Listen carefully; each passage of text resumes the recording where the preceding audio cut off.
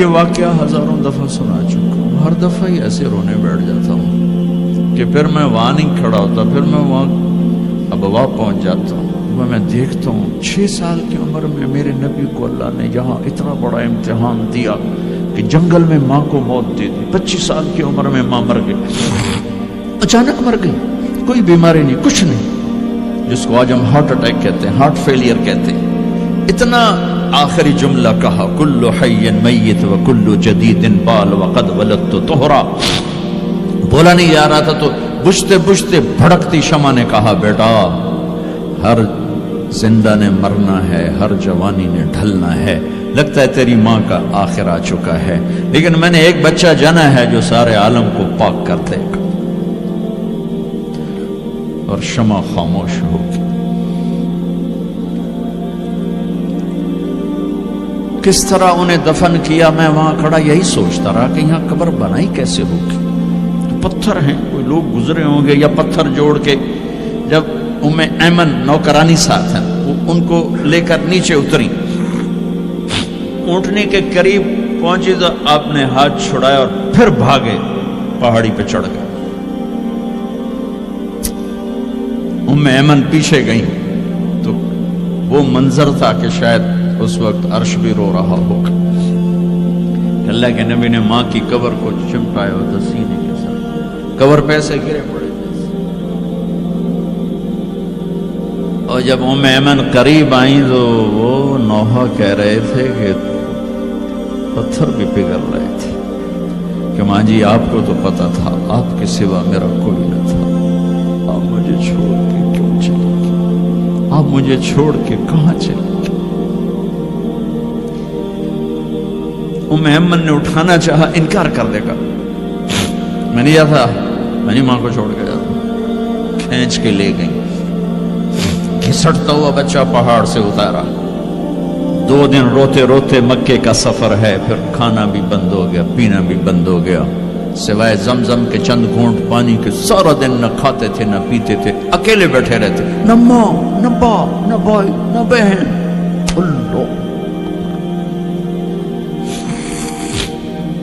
57 سال کے بعد ماں کی قبر پر پہنچے اور قبر کے سرہانے آ کر بیٹھے، گوڈے اوپر اٹھائے اور ہاتھ یہاں رکھے اور سر گوڈوں میں دیے، جیسے چھوٹے بچے رونے کی پوزیشن بناتے ہیں۔ یہ چھوٹی جگہ میں دکھا نہیں سکتا،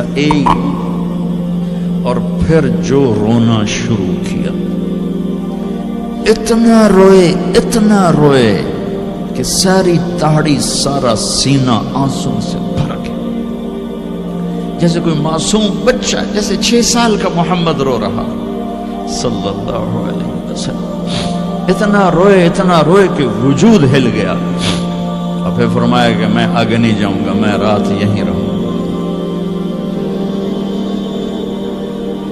تم کیا جانو رشتے کیا ہوتے ہیں، تمہیں صرف پونڈ گننے آتے ہیں۔ تم سے مراد میں بھی اور سارے بھی، کہ ناراض نہ ہو جاؤ، ساری امت کا یہی حال۔ رات وہاں گزاری، ہائے کیا کہہ رہے ہیں، کاش میری ماں کبھی ہوتی، میں ایسی خدمت کرتا کہ بریڈ فورڈ والے بھی یاد کرتے ہیں، میں ایسی خدمت کرتا کہ میں عشاء کی نماز کے مصلی پر کھڑا ہوتا اور سورۃ فاتحہ پڑھ رہا ہوتا، اور پھر ادھر سے میری ماں کہتی محمد، تو میں نماز توڑ کے کہتا لبیک اماں جی، ماں جی حاضر ہوں، ماں جی حاضر۔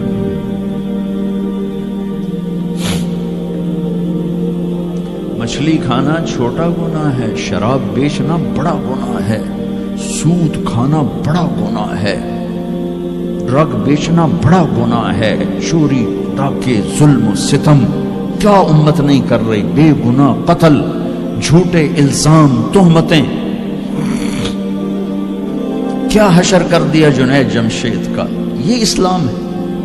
اتنے نیک انسان، 17 سال سے اللہ کا نام لینے والا، اس پہ گستاخ کی تہمتیں، یہ امت کیا منہ دکھائے گی اللہ اس کے رسول کو، کہ جس نے منافقوں کو سینے سے لگایا، عبداللہ بن ابی جیسوں کے جنازے پڑھ دیں. کہاں چلے گئے, کہاں ڈوب گئے. اتنا زوال, اتنی اندھیری رات ہے کہ امید ہی ختم ہو گئی کہ پتہ نہیں دن بھی چڑھے گا.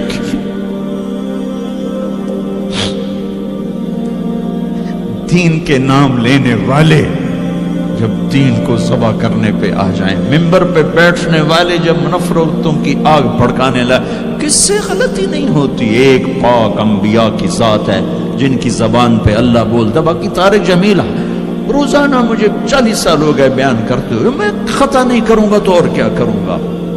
مجھ سے پوچھو تو صحیح, میں غلطی سے کہہ گئے, جان بوجھ کے کہہ گئے, ہو سکتا میں نے غلطی سے کہہ دیا. اللہ نے توبہ رکھی ہے, کفر کی توبہ. یہ میں درد سے بول رہا ہوں, زوال ہے, زوال, خوفناک زوال ہے. جب ممبر پہ بیٹھنے والے دین سے اتنے دور چلے گئے. طلحہ نے نبوت کا دعویٰ کیا اور لڑائی کی صحابہ سے. عکاشہ بن محسن جیسے بدری صحابی کو شہید کیا, اتنے بڑے مقام کے صحابی کو شہید کیا. اور حضرت عمر کے زمانے میں توبہ کرنے آیا, آپ نے گلے لگا لیا, توبہ تو سب کفر کے نبوت کے دعوے. میرا اللہ کہتا میں تو ہر بیان میں کہہ رہا ہوں کہ دھرتی گناہوں سے بھر کے ایک دفعہ کہو یا اللہ میری توبہ, تو اللہ کہتا جاؤ سب معاف کیا. یہ میں زوال بتاؤ. آج امت کتنی پستی میں چلی گئی ہے, کس قدر فرقہ واریت نے ایک اجتہا کی شکل اختیار کر لی ہے.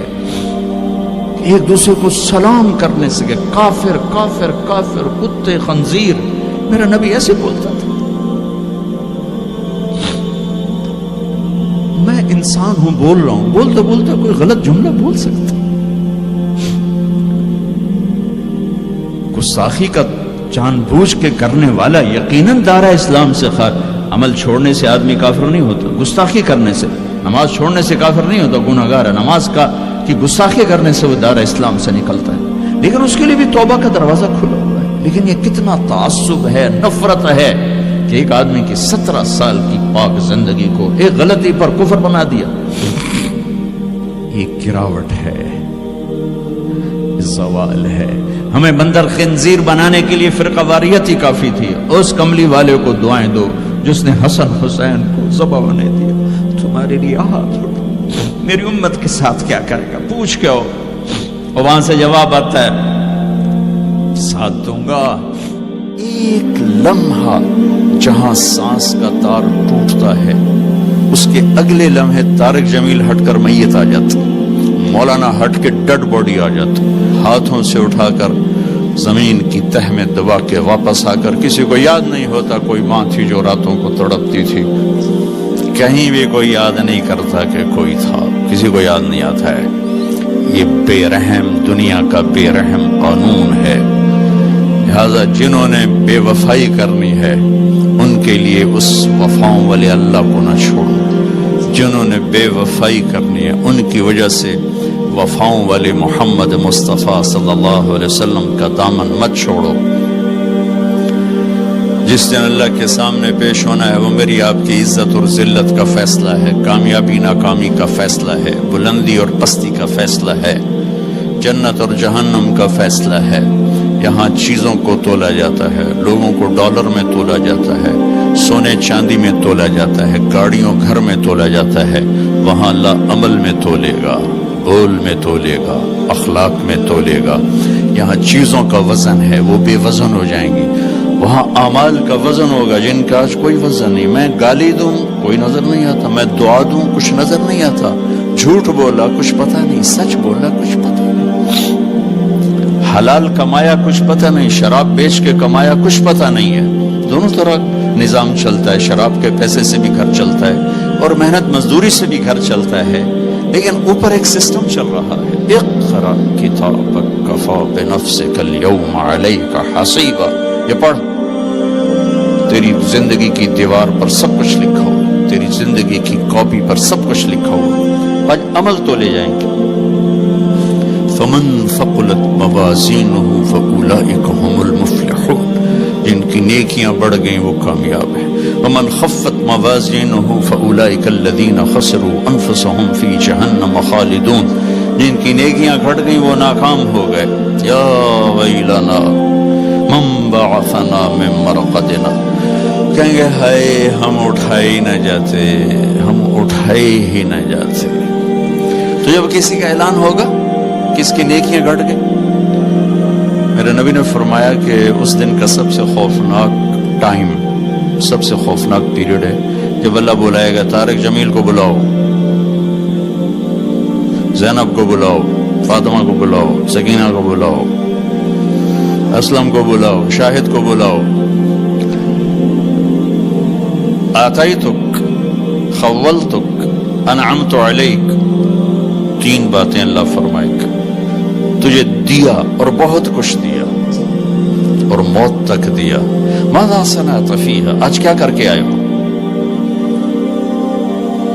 کیا لائے ہو؟ نہ جھوٹ بول سکتا ہے نہ بھاگ سکتا ہے۔ این المفر، کدھر جاؤں؟ تو جس کا نصیب ہارا اس دن اور اس کی نیکیاں گھٹ گئیں اور اس کے گناہ بڑھ گئے تو ایک اعلان ہوگا، فلاں فلاں کا بیٹا بیٹی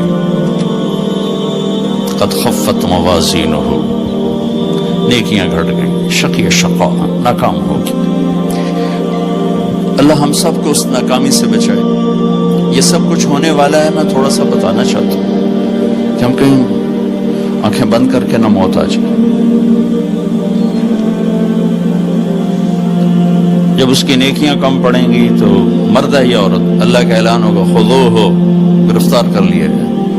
یہاں پولیس آتی ہے، ادھر سے پکڑتی، یہاں ہاتھ کر لیا جاتا۔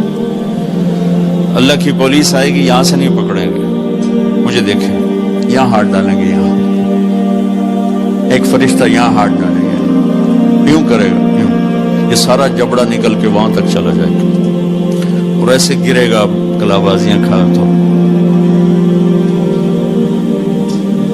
پھر اٹھ کے کہے گا رحم کرو، رحم کرو۔ وہ کہیں گے رحمان نے رحم نہیں کیا، ہم کیسے کریں؟